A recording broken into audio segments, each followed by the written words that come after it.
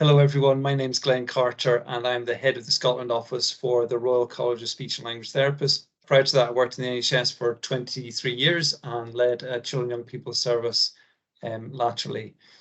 So I've been in post for almost a year. I work closely with Lauren Hopp, who's the policy advisor. Previously, she worked in Parliament within Scotland. Also work closely with my personal assistant, Andrina Wilson. And without both of them, I'd be totally lost. So what I'm going to try and tell you during this presentation is what we're doing in RCSLT Scotland, how you can get involved, and just some insights about how to get a job in Scotland. It's going to be a very quick overview of what we're up to. Firstly, let me show you these slides.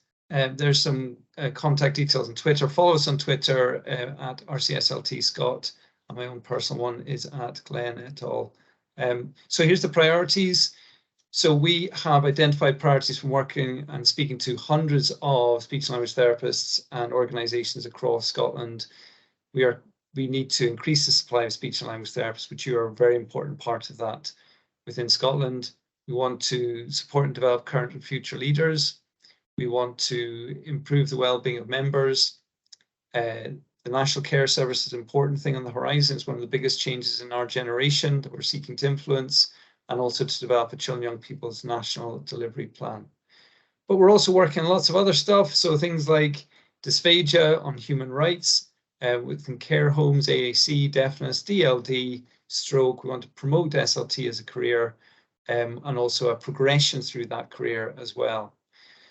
Other things we do, we've got a media company who seek out stories, work with our members in Scotland to develop really high quality stories. This is an example of that. It was on Voice, and this got international coverage. We got coverage in 230 media outlets, right from the Herald and Scotsman throughout the world to Canada and New Zealand.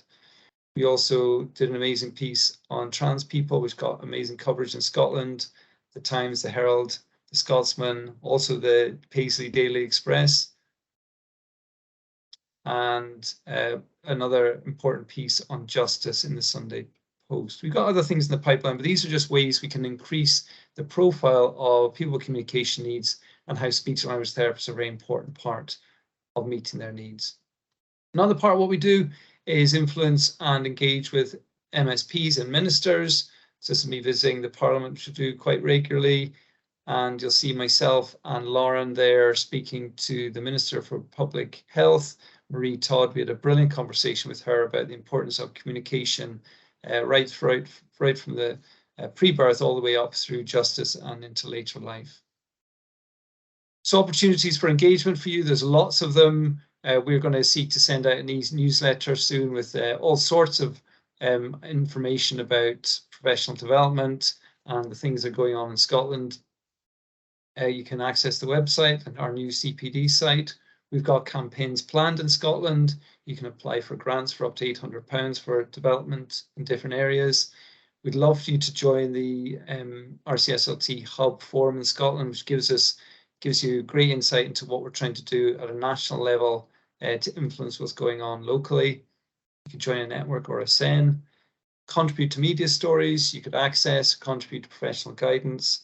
Get involved in social media. So follow us at RCSLT Scot and you can communicate directly with us.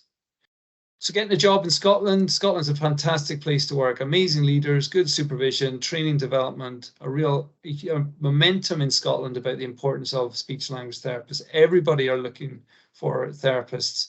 Demand in Scotland is huge. There's significant vacancies in Scotland and you are like gold dust. So we're looking for, of course, the leaders. And remember, when I was a manager, looking for competent and able clinicians, but also looking for people who can build relationships, influence others, and understand the needs of people who are most vulnerable in society. And that's key to that. And this is an important website which you can access as well.